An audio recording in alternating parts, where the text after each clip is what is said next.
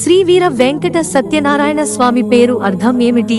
శ్రీ వీర వెంకట సత్యనారాయణ స్వామి అనే పేరులోని ప్రతి పదము చెప్పలేనంత అర్థాన్ని కలిగి ఉంది. శ్రీ ఇది ఓ పదం కాదు, అక్షరమే కదా అనుకుంటాం కాదు. సంపూర్ణంగా అర్థాన్ని తెలియజేయగల శక్తి ఉన్నట్లయితే అలాంటి అక్షరాన్ని పదమే అనాలంటుంది శాస్త్రం. ఆ కారణంగా శ్రీ అనేది ఓ పదమే. శుభాన్ని మంగళాన్ని భక్తులకి కలగజేసేది సామాన్యమైన అర్థం కాగా, శ్రీ తన భార్య అయిన ఆద్యాద్యనంత లక్ష్మీ సత్యవతితో ఎప్పుడూ కూడి ఉండేవాడే తప్ప ఇద్దరూ వేర్వేరుగా ఏనాడూ ఉండడమనే విధానమే లేనివాడని దీనర్థం. సౌభాగ్యం కావాలంటే పార్వతీదేవిని ఆరాధించాలి, ధనం లభించాలంటే లక్ష్మీదేవిని సేవించాలి, ఇక విద్య సిద్ధించాలంటే సరస్వతీదేవిని స్తుతించాలి.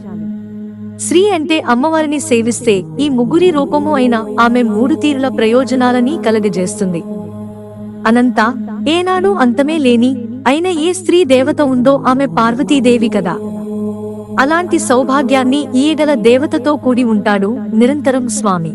అదే తీరుగా ఆద్యాది అనంతలక్ష్మి అనేది ఆమె పేరులోనే ఉంది. లక్ష్మీరూపిణి అయిన ఆమె ధనాన్ని ఇస్తుంది.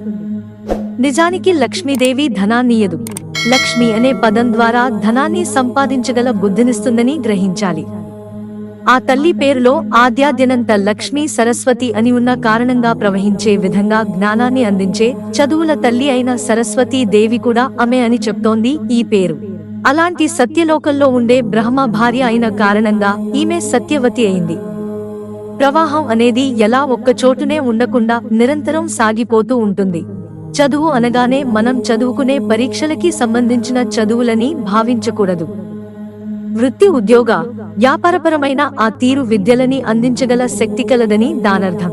అందుకే ముందుగా ఈ స్వామిని దర్శించబోతూ ఆయన పక్మనే నిరంతరం ఉండే ఆ తల్లిని సౌభాగ్యం కావాలనే దృష్టి కోరికతో లేదా ధన దృష్టితో లేదా విద్య సజ్ఞాన దృష్టితో చూస్తూ అమ్మా ఇప్పించు అని ప్రార్థిస్తే అందించగలుగుతుంది ఆ తల్లి.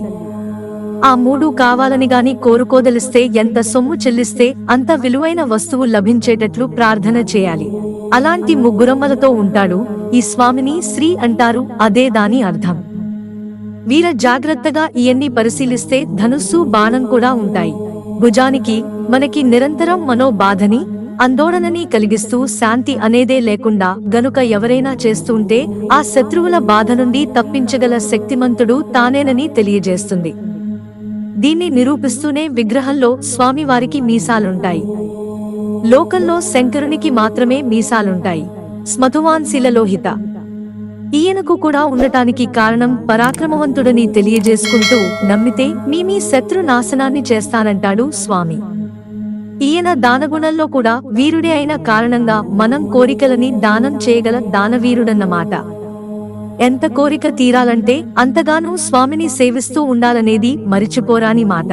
పండుగ రోజున మాత్రమే ఈ దైవాన్ని మరో దైవాన్ని కాకుండా అన్నీ ఆయనే అనే ఏకదైవారాధన బుద్ధిని కలిగి సేవిస్తుంటే తప్పక అన్ని కోరికలు తీరతాయి.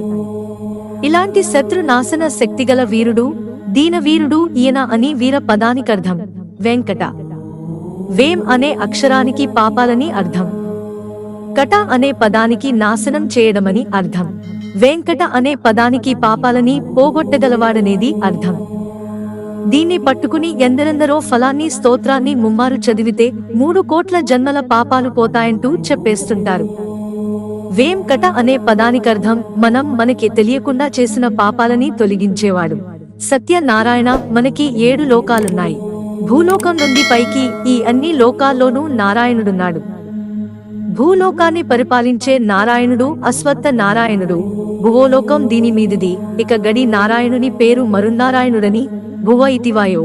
అదే క్రమంలో సువోలోకాన్ని పరిపాలించే నారాయణుని పేరు సూర్యనారాయణుడని, మహోలోకాధిపతి అయిన నారాయణుడు ధాత్భ నారాయణుడు కాగా, మహ ఇతి బ్రహ్మణి, జనోలోకాధిపతి లోకనారాయణుడు, తపోలోకాధిపతి బదరీనారాయణుడు అవుతారు.